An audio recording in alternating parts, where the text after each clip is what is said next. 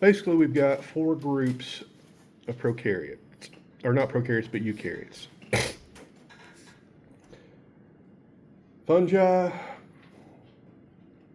plants, animals. Those are the ones we're pretty much all familiar with. We're going to add to that protists or protista. The protists are an interesting bunch. They didn't even have a kingdom for them until 1868, when a German biologist named Ernst Haeckel decided that these things were different enough that they needed to be put into their own group because they just don't fit into any one of the big three. And yet the irony is, if you look at what are classified today as protists, they have similarities to one of the big three. So you have fungal-like, plant-like, and animal-like. So make sure you get that down. What I'm going to do is try to give you a good overview of the different types. We're going to characterize them by cellularity. Are they single-celled, colonial, or multi-celled? Cellularity. The second thing we use to classify them is how do they feed? Are they autotrophs, heterotrophs, or mixotrophs? Autotrophs are essentially self-feeding. Heterotrophs means other feeders. They feed off of other organisms. Mixotrophs are mixed. Some of them feed themselves, some of them feed off of other things, some of them alternate between the two. And that's also how we distinguish the big three from each other. So let's get started, and the first ones we'll talk about are those that are like animals. These are typically called protozoa, Protozoa. These are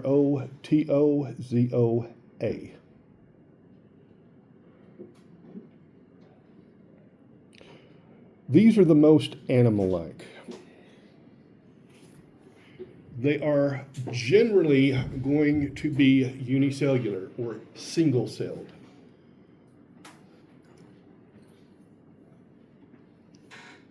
If you were in lab last week, you got to see a few of them, didn't you? Amoeba, stentor, that sort of thing. Almost all of these are microscopic.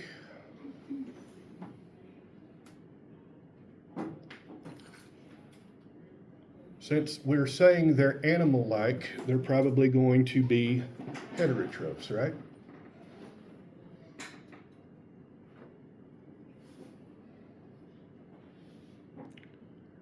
And they are almost, underline almost, they're almost always mobile. In other words, they can move.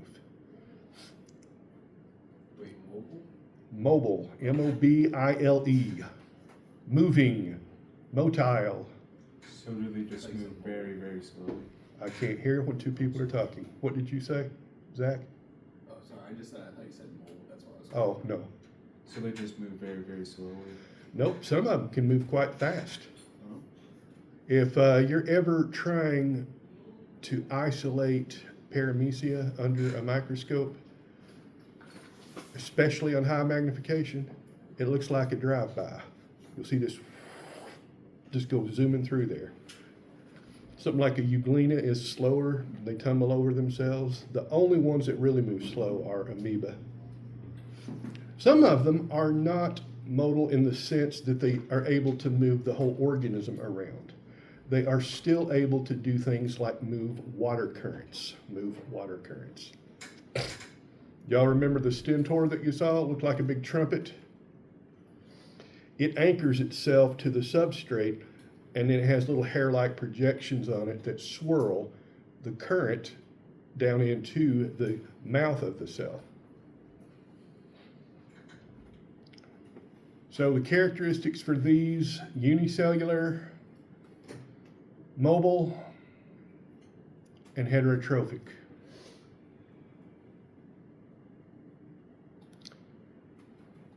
They're generally classed according to how they move. They're generally classified by how they move. First up, you've got ciliates, C-I-L-I-A-T-E-S.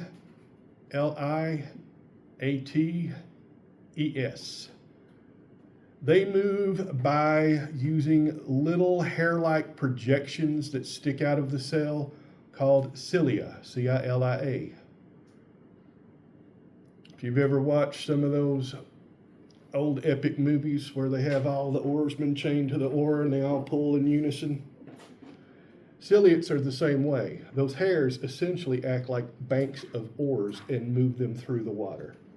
And they can be fairly fast. The classic example is paramecium.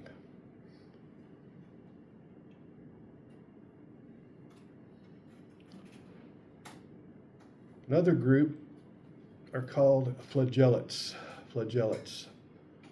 F-L-A-G-E-L-L-A-T-E-S. They move by means of a flagellum. F-A-L-G-E-L-L-U-M. Flagellum. If you know a bit of Latin, you might know that that is the root word for whip. And instead of having a lot of very short, tiny hairs, they've got one long and fairly big one. What was that movie about the guy that always used to whip? Harrison Ford played him. Indiana Jones. Yeah, Indiana Jones. Y'all have seen how he takes that bullwhip and cracks it, right? Do you know what that crack actually is? Believe it or not, it is a sonic boom. When you crack a whip, when you pull it back, you are moving the tip of it so fast that it actually breaks the sound barrier, and you get a miniature sonic boom. I bring that up because I want you to realize how much energy can be contained in that. Now, obviously, if you are a single-celled protozoan with a flagellum, you are not going to be cracking that like a sonic boom, right? But you are going to get enough movement that when you crack it back, you move. And that's how they swim through the water, by means of a flagellum.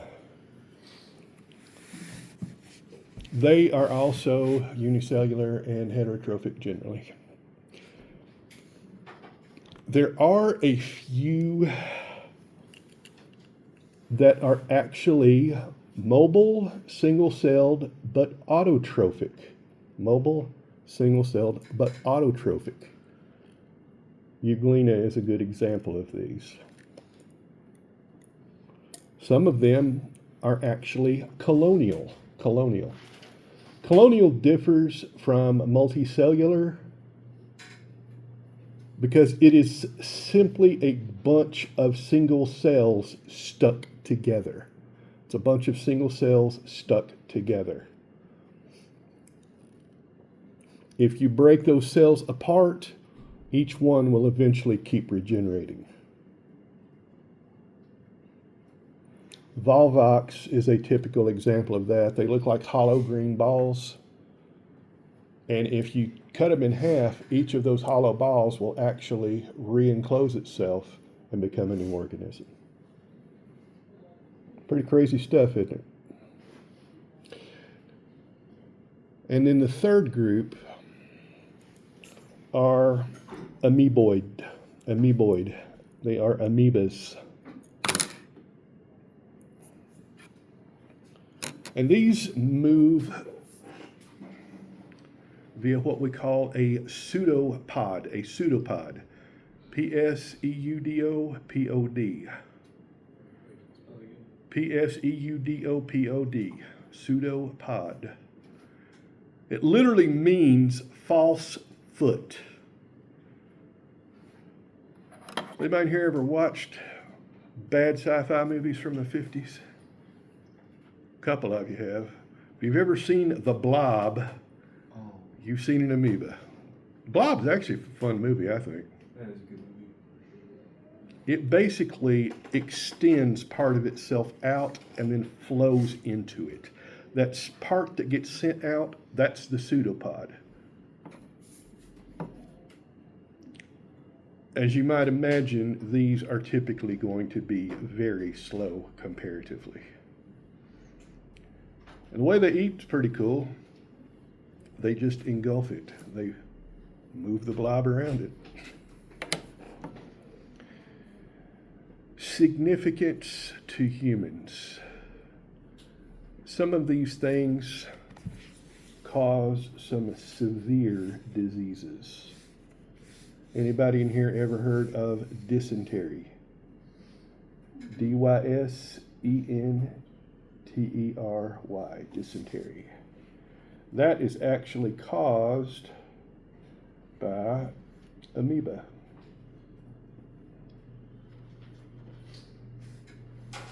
Yes, ma'am. My great-great-grandmother died from it. Sorry to hear that. Basically, what it does is it gets into your digestive system and attacks it, and the symptoms are bloody diarrhea, fever, abdominal pain. It's transmitted through contaminated water. And if you don't get treatment for the dehydration, it can and will kill you, as you are shared. Thank you for sharing that, by the way. Let's see. I don't know if you've ever heard of Naegleria fowleri. Y'all ever heard of that? The brain-eating amoeba. I kid you not. In certain fairly warm bodies of water in the southeastern United States, if you go swimming and you get water up your nose and into your sinus, you better hope it's not contaminated with the species of amoeba that I just said. Because if it does have Naegleria fowleri in it, it can actually eat through the wall of your sinus. Then it latches on to your optic nerve, and it literally crawls along your optic nerve through the back of your eye socket to your brain, where it is in amoeba heaven because it's warm, it's wet, and it's chock full of food. And it literally starts to chow down. So would contaminated water, would that be still water or is that different?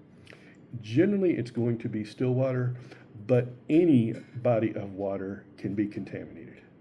Any. I would not drink any kind of lake water or spring water or river water or creek water or mud puddle water. I think in all the years I've been alive and been out and doing all of this, I have only managed to drink wild water one time, and that was directly from a spring. That was about 10 miles deep in the forest, and it was the only water source for literally miles around. What about well water? I wouldn't drink well water if I didn't have to.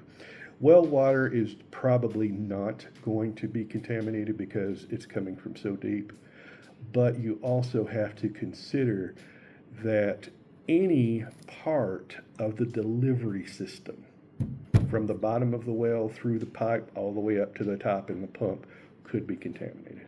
So could you potentially get it from the, like, Pulaski No. County Lake? Oh, from, yeah, Lake Cumberland out here, you could probably get it. Now, the chances of getting this are extremely rare. Why are y'all so interested in brain-eating amoebas? I don't know, because it get bigger legs. Huh? Because it gives bigger legs. Let's see let's see if we have it in Kentucky. How about that? Naegleria fowleri is a rare, fatal, brain-eating amoeba found in warm, fresh water, with cases occurring in the U.S. Southeast, including Kentucky. It causes primary amoebic meningoencephalitis when water enters the nose. Prevention involves avoiding diving or stirring up sediment in warm, shallow water during the summer. Symptoms start within 1 to 7 days: severe headache, fever, nausea, vomiting, stiff neck, progressing rapidly to seizures and coma. Fun. Unless you're going diving in, like you said, warm, still water and snorting water up, dirt with a straw, you're probably going to be okay. I just bring it up because it is kind of cool. They can't live in oceans, could they? No. No. There's another disease that is one of the worst on the planet that's caused by a species of ciliate, and that is Plasmodium falciparum. And no, you don't have to write that down. The disease is malaria. Malaria. About 1 million cases of it a year, 1 million deaths per year. We used to have it in the United States, but it is no longer found here. Does anybody know why? Not because of vaccines, believe it or not.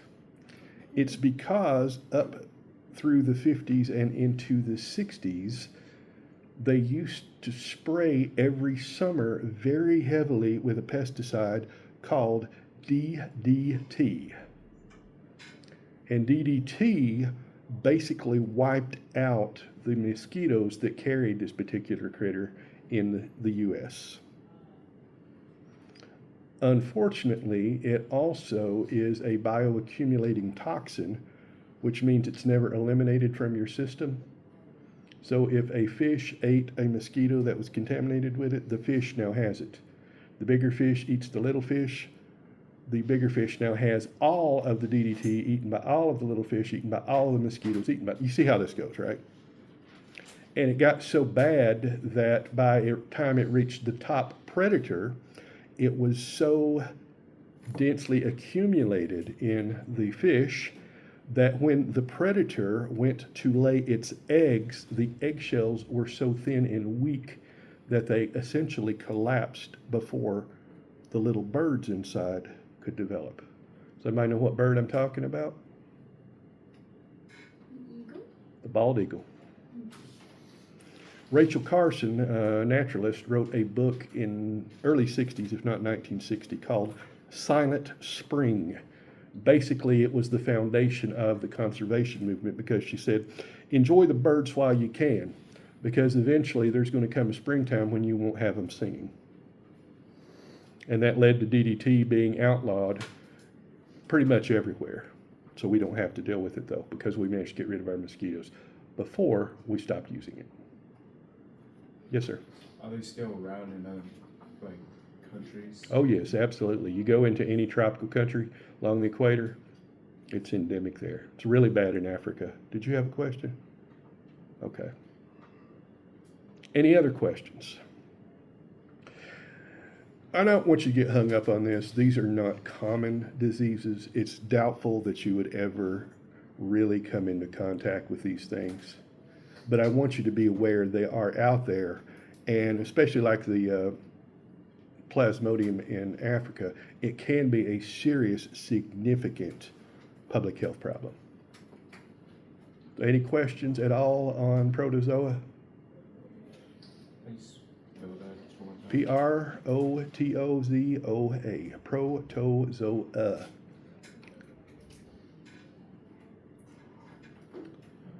Next up, we've got algae, A-L-G-A-E. Algae come in three basic varieties in the Protista, and we won't get into the specifics of them. They're classified by the presence of certain pigments, so we call them by their relative color: green, red, or brown. Green algae, red algae, brown algae. Most of you are probably familiar with green algae. If you go out and you look at pretty much any farm pond around here, you'll see that it's covered by a greenish scum, or at least parts of it are. That's almost certainly green algae. Plants originated from green algae. The earliest plants actually originated in the green algae. And simply because we say they're plant-like, simply because we say they are green, I think it's kind of safe to say that they are almost certainly autotrophic, photosynthetic. They use chlorophyll.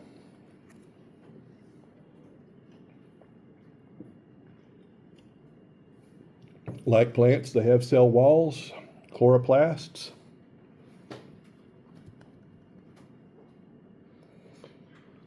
Almost all of them are aquatic.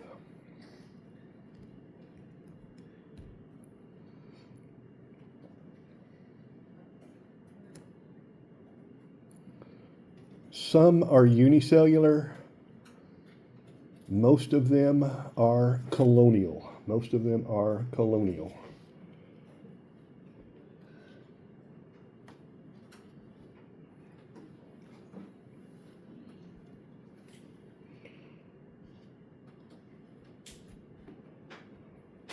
Any questions on that? The reds and the browns are fairly similar. The reds aren't quite as complex as the browns.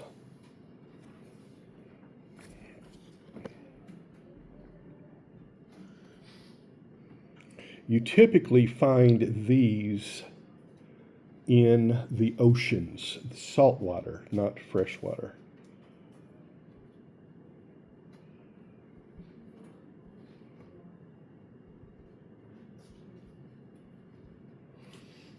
I'm trying to think of a good example of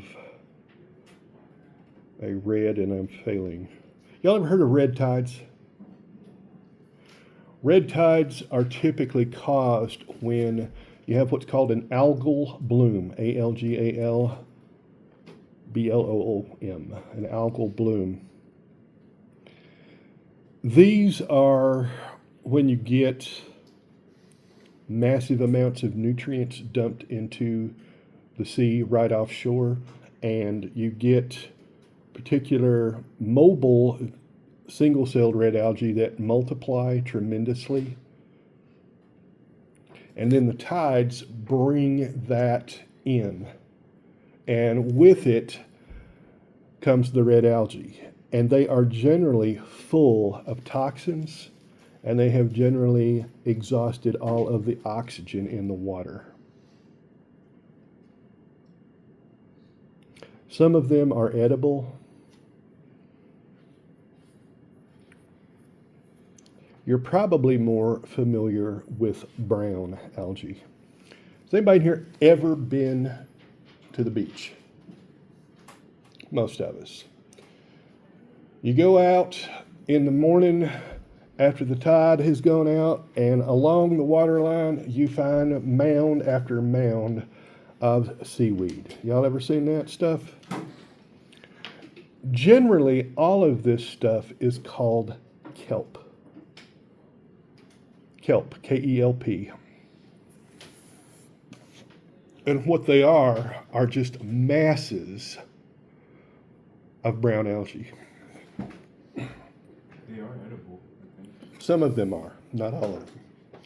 It used to be back in the day, before we started using cornstarch and everything, that they actually used a substance from this called carrageenan as an emulsifier and a thickener. So if you were to look at, say, your favorite brand of ice cream, almost all of them would say carrageenan added. We don't like to think of that, but it's no different than stuff like gelatin. I told you where they get gelatin, didn't I? Jello comes from bones. It's just dissolved protein, nothing gross about it. You ever heard of an agarose plate or an agar plate, that those things they grow bacteria on in the lab? Almost all of that is derived from brown algae. You can actually go on to Amazon, places like that, and look for algae chips, and you can actually buy them. They're actually selling them as alternative foods. I even saw some in Kroger. Wouldn't sea, oh, sorry. Oh, that's okay. Wouldn't seaweed be? That's what I said. Seaweed is considered, kelp is considered brown algae.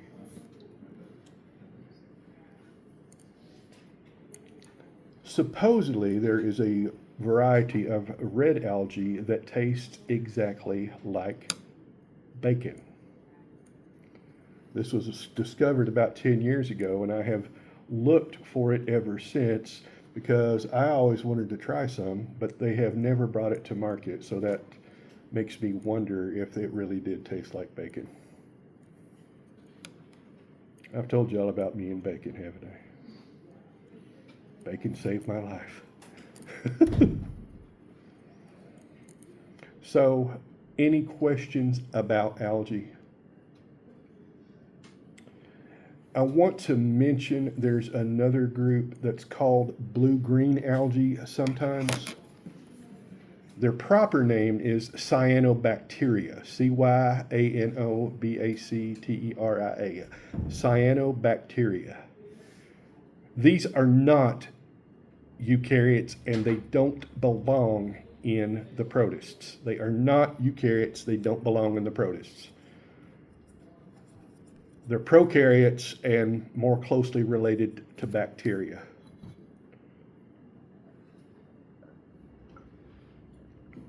But I bring them up because I want you to be aware of them.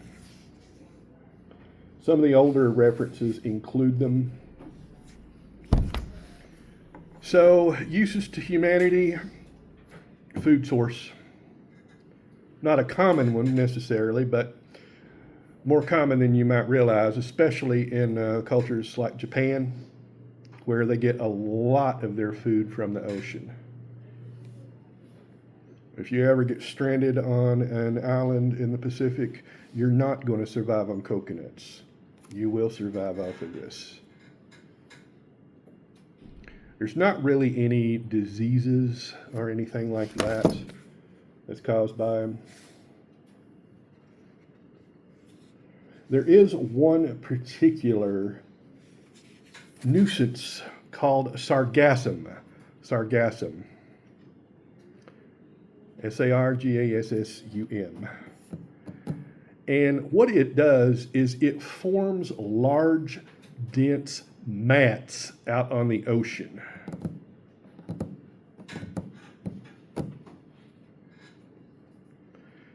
You may have heard of the Sargasso Sea, which is a region in the Atlantic Ocean not too far off the Bahamas and Bermuda, where this stuff used to grow very thickly.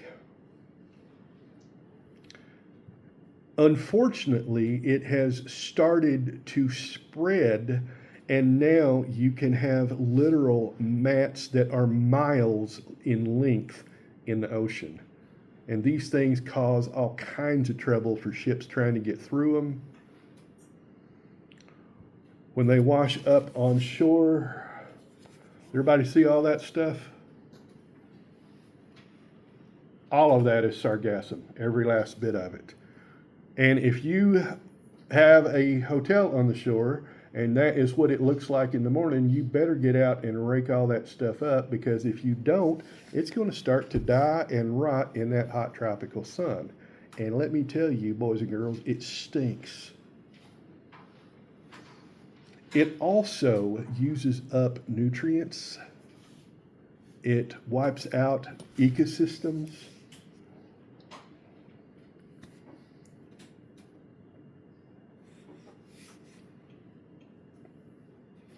A lot of this is caused by nutrient runoff. Anytime you put down nitrogenous fertilizer and it rains, part of it gets dissolved and goes into the soil, right? That's how you're able to grow crops. Part of it also gets dissolved in the water and doesn't go in the soil, but runs off into your drainage ditch at the end of your field. That drainage ditch runs into your little creek at the end of your property. That little creek drains into the big creek. Any idea where the big creek drains? Into the river. The Cumberland drains into the Ohio, which drains into the Mississippi. See where I'm going with all this? All of that nitrogenous fertilizer ends up off the Mississippi Delta, where it has caused these algal blooms to the point where there's about a 200-mile dead zone at the mouth of the Mississippi River. Pretty wild. So any questions about algae? Yes, ma'am. Whenever I was in Navarre, Florida, it came up. It was awful. It's amazing how much you can get just one time. It's just due to random factors, how much nutrients there are available. And once it gets the nutrients, it will multiply very quickly. So do, like, cities just hire people to get rid of them? Or do they just, Pretty much, or if you want to keep tourists there, you pretty much have to. I'm not sure I would like that job. I don't know what they do with it. I've heard in some places they burn it, some places they actually dry it up and use it like for supplemental feed for animals. It just depends on what species it is. I thought they would use it for like fertilizer. That would be a good source. Probably so. Good questions. Any others?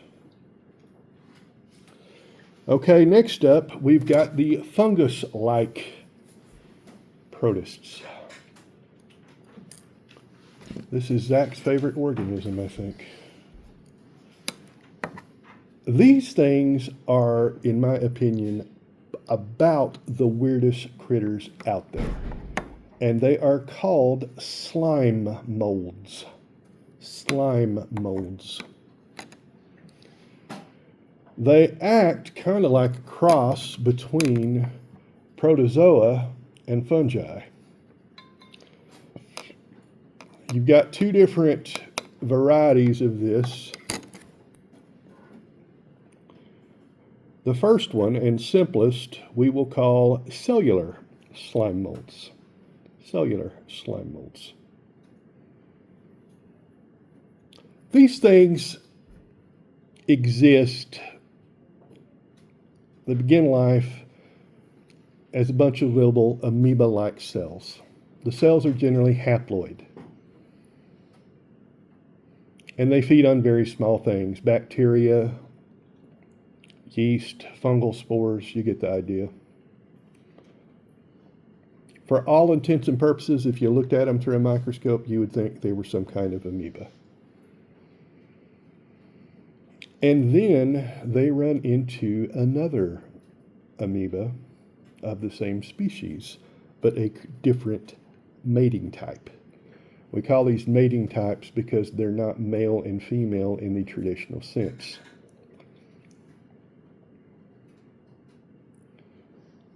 Once they hook up, they form kind of a multi-cellular slug. Y'all have seen slugs crawling around your garden, haven't you? Pretty gross things. So it goes from a bunch of amoebas into this slug. And the slug moves around a while and it eats various things. So it just made a new white organism after they just formed up. And then, but wait, there's more. Then they decide they are going to reproduce. And they quit moving. And they change from a slug to a fruiting body. A fruiting body. called a sporangium. Sporangium.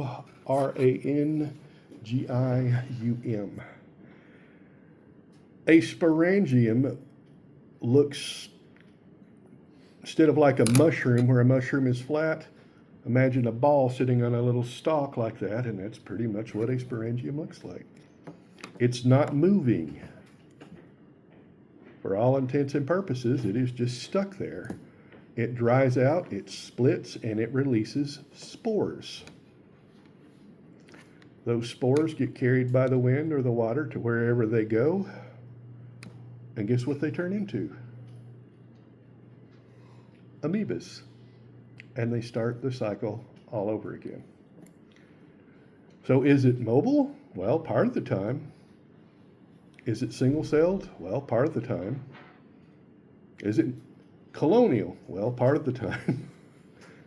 Is it multicellular? Well, part of the time. You see why I say these things are weird. Half the time they look like a single-celled amoeba. The other half the time they look like a slug. The other half time, well, a third of the time, I guess, they look like a tiny little mushroom. Pretty weird. They used to be classified as fungi, but they're so different they put them in their own group. You think those are weird, they get even crazier. We have what are called the plasmodial or true slime molds. These guys start off pretty much the same way as the cellular slime molds. They're little amoebas floating around, eating, doing their thing. Then, whenever they get the appropriate environmental signal, they all join together. But instead of forming a colonial slug, they basically all dissolve their cell membranes. And what you get is a puddle of liquid that has thousands upon thousands upon thousands of nuclei and is essentially a big single cell. When I say big, I mean very obvious to the naked eye.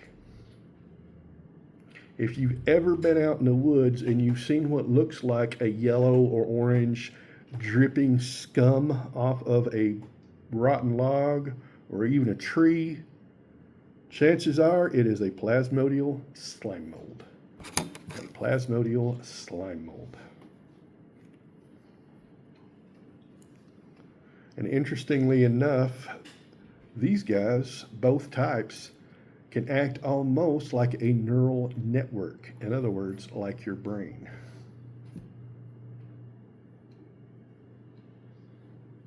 Once the plasmodium, which is what the slime is called, has gotten big enough, it forms a fruiting body. Again, it looks kind of like a little globe sitting on a stalk. It doesn't move. Releases spores, and the whole cycle begins again. Question, case. I was gonna say, are we getting to the cordyceps? Like, they affect insects and such? Will cordyceps infect humans and turn them into zombies like the game or TV series or both or something, The Last of Us? The answer is niet. No. Nein. No. Not a chance. Very, very, very few organisms are able to do what we call a host shift. And I do want you to put that down. A host shift.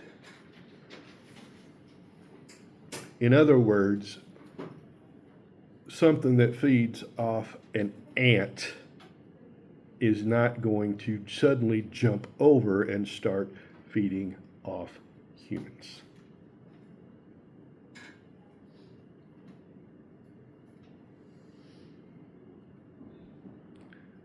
And even if it did, it would be disadvantageous because humans require a lot of energy, don't they? Do ants require a lot of energy? All you want to do if you're cordyceps is get the ant to climb. That's the only thing it makes them do. Why does it want them to climb? Because the higher they go, the higher the chances of the spores of the fungus being spread. That's all. Don't get me wrong, it makes for a cool horror movie or story or what is it? Is it a game or series, a movie or what? And TV show. It's what? It's both. Both, of course. And, using something that is technically found in nature, I think that's kind of cool. I won't lie, being a biologist, I can't really suspend my disbelief too far when it comes to zombie movies. Because zombies don't have an active metabolism, which means they're not burning energy. Cool stuff. World War Z was fun. Funny enough, in Last of Us, they just want to spread it, not kill. Yeah. It's disadvantageous from an evolutionary perspective for a disease to become more lethal. Did you realize that? Because if you become more lethal, you kill off more of your hosts, which means you don't spread. You think of the Black Death, there's a reason it has become less lethal over time. And it's not antibiotics and public health, it's natural selection. When you had a variety that killed 1 out of every 3 humans, boom, it burned through the human population in a couple of years, didn't it? Then it more or less died out because it didn't have any hosts left. See how this works? And whether or not, again, it's a fun story. And I tell people, enjoy a movie for what it is. I don't knock Star Wars, for example, because they use the Force. It's not about science fiction. It's about space fantasy where you've got cool laser swords and good and evil and blah, blah, blah. It's a lot of fun. A couple of hours, turn off your brain, it's fine. But don't take it as science. These people that try to, make the Force an active religion, I wonder about them. Going a little too far for me. Don't look at me. I'm not the kind to put on Spock ears and have a lightsaber. Never have, even when I was a kid. And I got to see the original movie when I was a kid, in the theater, in the original release. That's how old I am. Boy, I am a geezer. Hey, it's the 50th anniversary next month, doesn't it? Or next year. Yeah, 77. So that's pretty much it for the protists. We have looked at a very, very, very large group. We have hit it only at a superficial level, and we've made a lot of generalizations, but I think we're mostly comfortable with that because, as you see, it's just full of weird things that don't fit.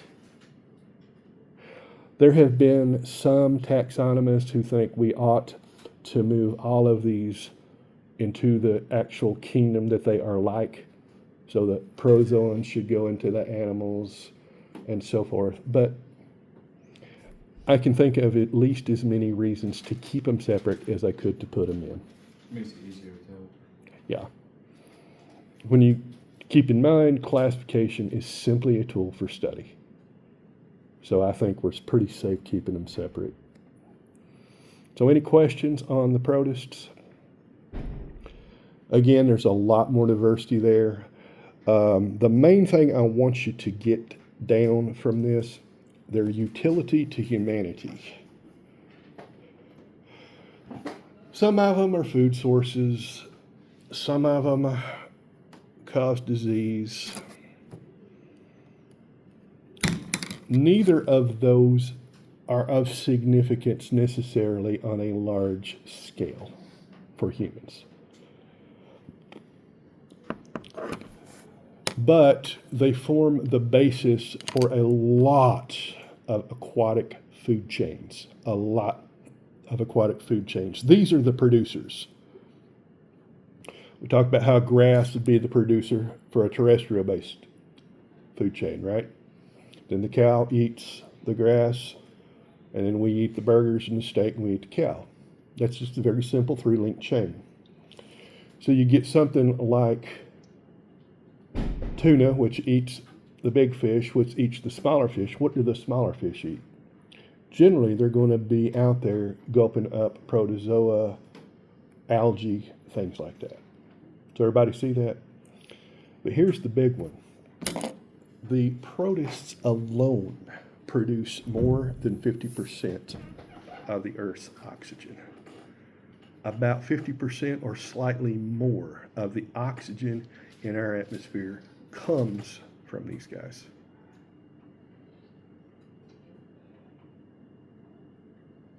When you think about how big some of the seaweeds can get, you look at some of those things I showed you about sargassum, just as I think you can see why. Remember, 2/3 of the surface of the earth is water. Even the little pond scum in these farm ponds around here contributes, doesn't it? So that's it for the protists. The trash heap of taxonomy, as I like to call them. Next up, we have fungi. There's a fungus among us. The very, very earliest people who studied this generally put the fungi in with the plants because, like plants, number one, they're immobile. Number one, they are immobile.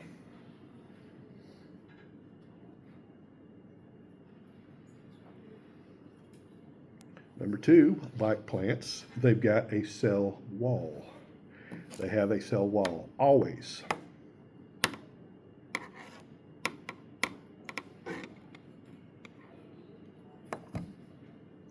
Unlike plants, and this is one of the things that led to them being put in their own kingdom, they are not autotrophic, they are heterotrophic.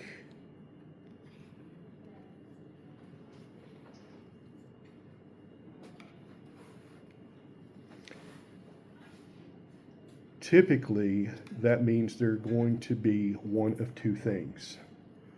Number one is a saprophyte / decomposer. Saprophyte is spelled SAPROPHYTE.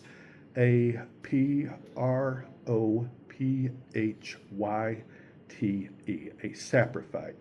That's just a fancy word for decomposer. In other words, they feed primarily on dead things. Most fungi are saprophytic.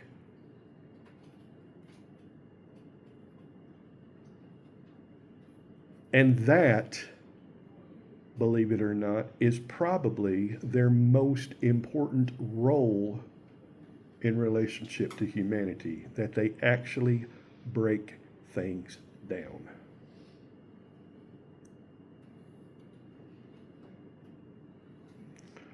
Why is that important? If we didn't have that today, like, say if I passed away in 100 years and I didn't decompose, we would have mounds of bodies stacking. Bingo. We'd be covered up in dead things. Leaves, logs, dead bodies. It would be a mess, wouldn't it? Fungi are responsible for recycling the nutrients in dead things.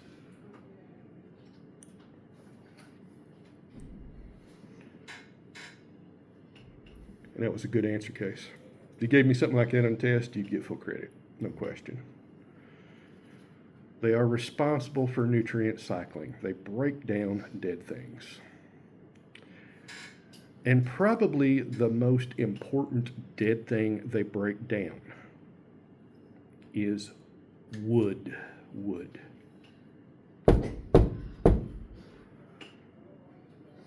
What's the difference between the leaf of a tree and the trunk of the tree? Well, we'll talk a little bit more about that when we get into the specifics of plants. But the biggest one is what is found in the cell wall. All plant cells have cellulose, C-E-L-L-U-L-O-S-E,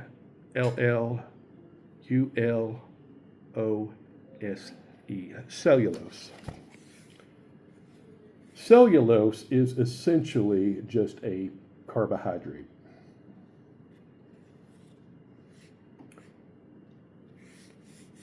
The type of chemical bond found in it is a little bit different from the ones you find in, say, starch. We have the enzymes to break down starch. We don't have the enzymes to break down cellulose. So if we go out there and we eat a handful of grass, we aren't going to get much nutritional benefit from it. Does everybody see that? That said, we do need a certain amount of cellulose in our diet. We call it fiber or roughage. Dietary fiber. Does anybody know what the significance of fiber is? Helps clean out your system. A lot of laxatives, at the risk of sounding kind of gross, are essentially just a lot of fiber. You do have to have a certain amount of it in your diet just to keep you healthy. There are a lot of things that can break down cellulose. Herbivores, deer, cattle, sheep, goats.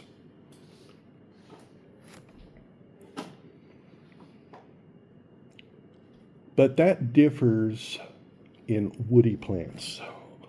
Wood cells have an additional thing in their cell walls called lignin, L-I-G-N-I-N.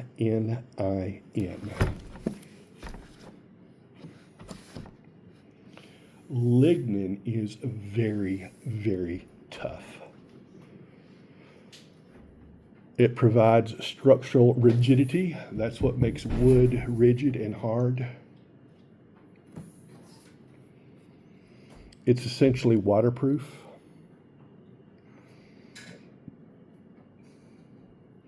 It's a natural binder.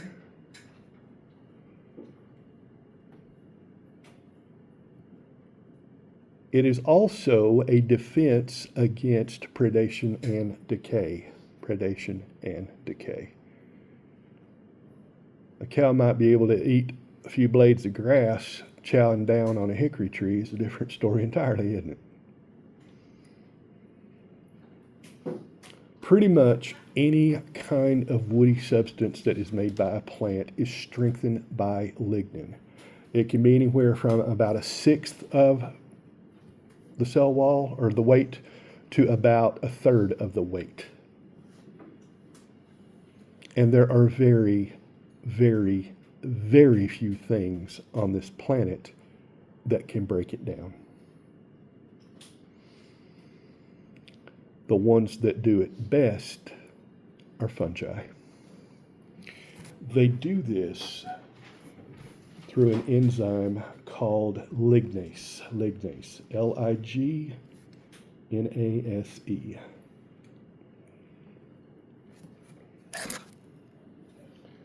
There's only 2 groups of critters that produce these.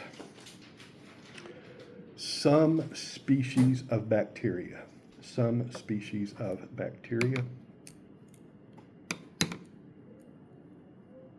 And fungi. And the fungi are way, way, way more abundant than the bacteria. Essentially, a fungal spore lands on a piece of wood. it secretes lignase, it breaks down the wood and absorbs the nutrients. It breaks down the wood and absorbs the nutrients. So this essentially causes the wood to rot. Anybody ever gone out in the woods before and you found a really old rotten log and you kick it and it just flies apart into splinters?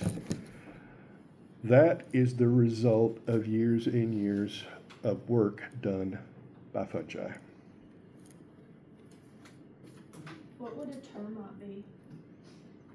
A termite is an insect. That can break down wood? No, it can't. It can't? No, it can't. What happens when the termite eats the wood, it goes into the termite's gut, where the microbes that grow and live in the termite's gut actually do the breaking down for the termite. So the termite gets some of the nutrients from the wood it eats. The bacteria that live in the termite's gut have to do the breaking down, but they don't have to go find their own wood. This is an example of what we call a mutualism. M-U-T-U-A-L-I-S-M, mutualism.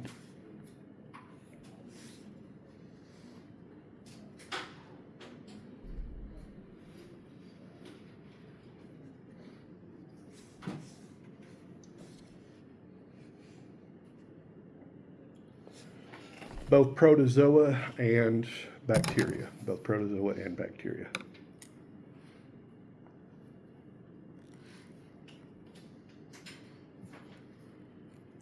There are hundreds of species that do this, depending on the termite. What do the microbes get? They get a place to live, they get protection, shelter, and they get their food delivered to them. All they've got to do is break it down. The termite gets a food source that no other animal can use. Both benefit. Pretty good deal. It's not like a tapeworm. I want you to make sure you understand that. Yes, sir. Another term of it, but like, I know it's not gonna be bacteria, but a frog and a spider can work together. Like, There's are lots and lots of different things that work together. Y'all ever heard of lichens? Lichens, lichens? You ever looked on a rock and seen those crusty little plant-like things growing on them? They're generally a grayish green. Or on the bark of a tree. Do y'all know what those are? It is an alga, which is the singular form of algae, a photosynthetic protist living in association with a fungus. It's an algae and a fungus in a symbiotic relationship. The fungus provides shelter and water to the alga. The alga supplies sugar to the fungus. That is called a mutualism. Both of them benefit. Y'all ever heard the term symbiosis? Let's get this down. Symbiosis means two different species living in close association. Two different species living in close association. And the easy way to remember this, I make a table. In column 1, I put association or type. Then I put, in the second column, I label it species 1. In the third column, I label it species 2. So the first row would be mutualism. And then I would put a plus under species 1 because it benefits. What do you think I'm going to put under species 2? A plus, because it also benefits.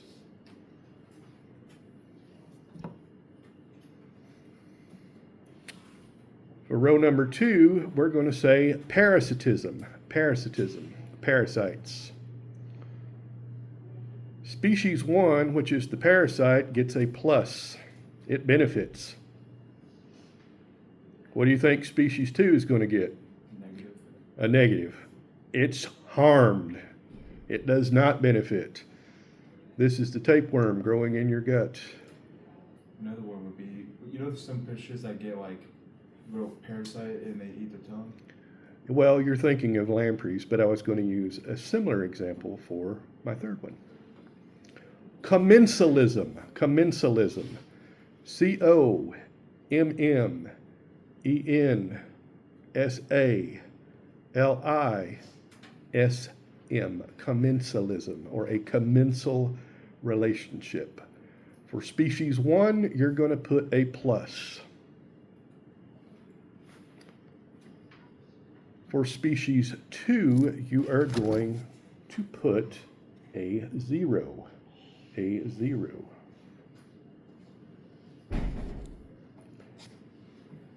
The reason for that, the first species benefits. An example would be these little fish that live on the mouth of a great white shark or near it. When the great white feeds, it's not exactly the neatest eater in the ocean, is it? It literally shreds and rips apart its prey. Now, just as you are not going to go chasing after every crumb on your plate, or if one falls off on the table, you're not going to worry about it because it's not worth your effort to pick that little crumb up and eat it, is it? It costs you more energy than to pick it up. All these little fish are going to eat the scraps left over from the big fish. The big fish is not really being harmed, is it? It gets to eat its meal, and it gets to eat it pretty much as it wants. What's left over feeds the little guys.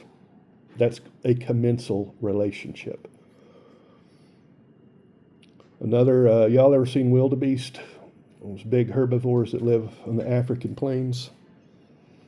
They have birds whose entire life is spent riding on the wildebeest.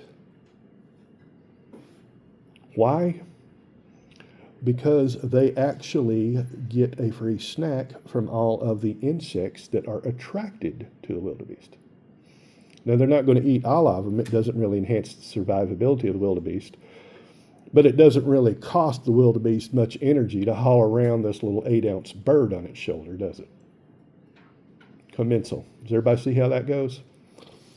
Now, there are some people who will argue that commensalism is either a very limited mutualism or a very limited parasitism. But I disagree. I think if you want to be that extreme, sure. But trying to quantify it, some of it's so close to 0 it doesn't matter. So everybody got that? Example of mutualism, we just talked about the lichen, the algae and the fungus, they both benefit.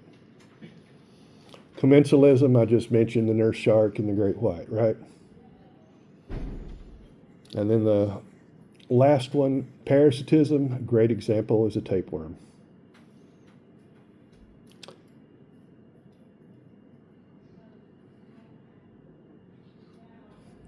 That would be a really good question for the final.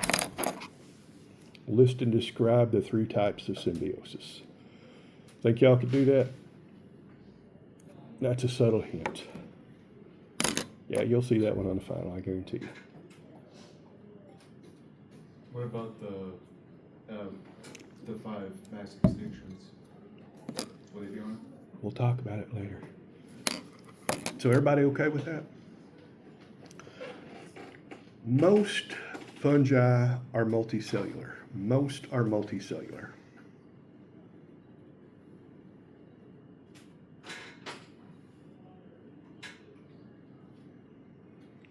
There are a few that are single-celled.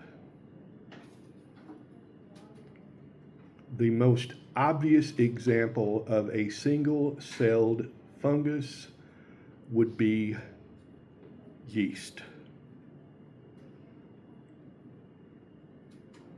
I think that's pretty straightforward. You only need to know one of them. We'll just go with yeast. Is everybody okay with that? That's really about the only single-celled one that's out there of any interest. The rest of them are multicellular.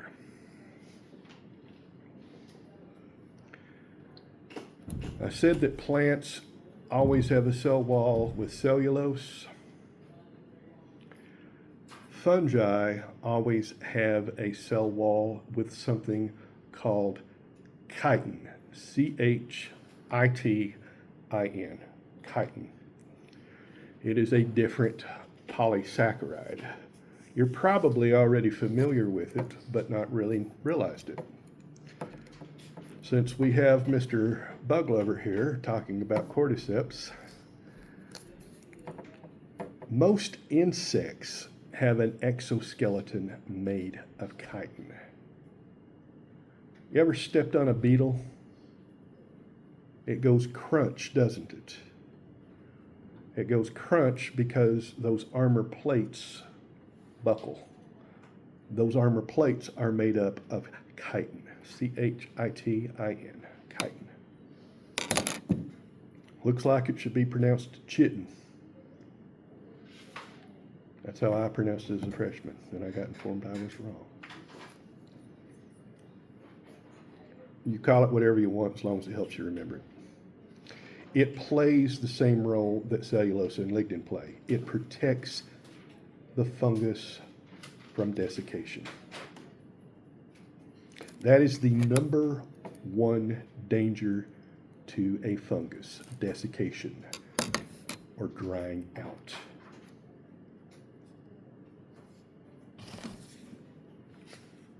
Number one danger to a fungus is drying out.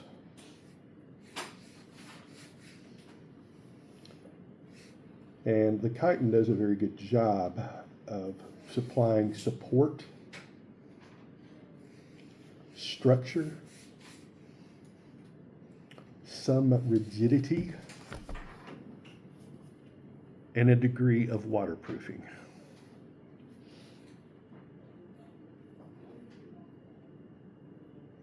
It just biochemically happens to be the exact same substance that insects use for their armor. Pretty cool, isn't it? All fungi are heterotrophs, all of them.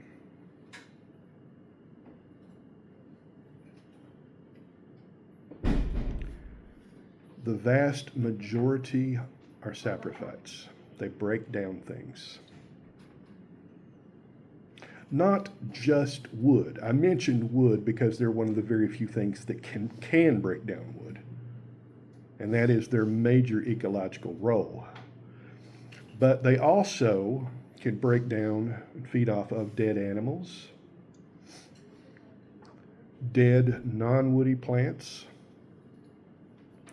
You ever find a dead leaf in the woods with mold or fungus on it? Dead things in the soil. Dead things in the soil.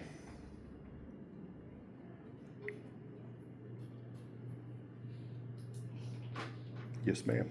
So, whenever we're buried in a casket, is it gonna eat through the casket to get to the body and eat the body, or is just the body gonna sit there and decompose? What do you think decomposes the body? So it does go through the casket. In all likelihood, the fungal spores are already in there when they close the casket. And if you go and dig them up 20 years later, they're probably going to have mold and fungal spots on them. You asked. Yeah. I'm not trying to be gross. I try to answer honestly. No, I'm just genuinely curious. Huh? There's worms in the body and there's maggots. You already have bacteria in your gut, for example, that even if you died in the vacuum of space, they would start to break you down. I'm not saying they would continue necessarily, but yeah, they would definitely break you down. We live in a dirty world, and I don't mean that in a bad way. I want everybody to realize that there's fungal spores on the surface of this desk right now. There's probably some on your skin. That's okay, that's normal. You ever notice that kids generally don't have body odor? We generally don't have to use deodorants until we reach puberty. You ever wonder why? Because there are certain specific sweat glands called apocrine glands. They don't become active until puberty.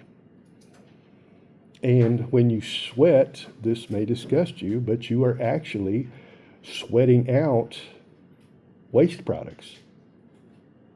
Not a lot of urea, but because that's what the major component of urine is, right? But you actually have some urea in your sweat. Stale sweat just on its own doesn't smell very pleasant, does it? But you've got bacteria that live in the cracks and crevices of your body near the apocrine sweat glands, so they feed off the sugars and proteins that are in there, and that's what produces body odor. My point being, life is everywhere. Literally the only place I can think on this planet where we don't have it is inside an active volcano. Even the Dead Sea actually has some living things in it. It's pretty wild, isn't it? I'm not saying they're common. I'm not saying they're going to grow anywhere easily, but they are there. What about black holes?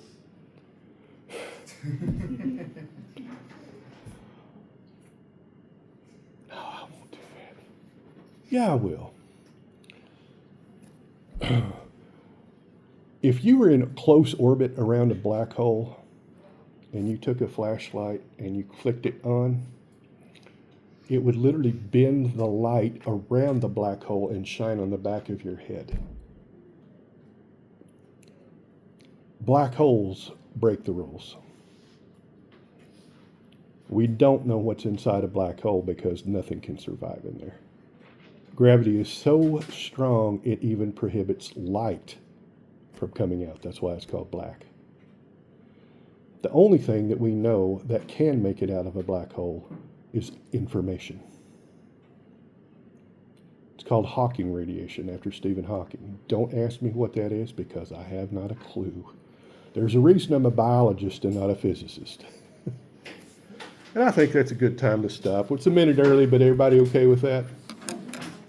Thank y'all for a good day. Have a good week.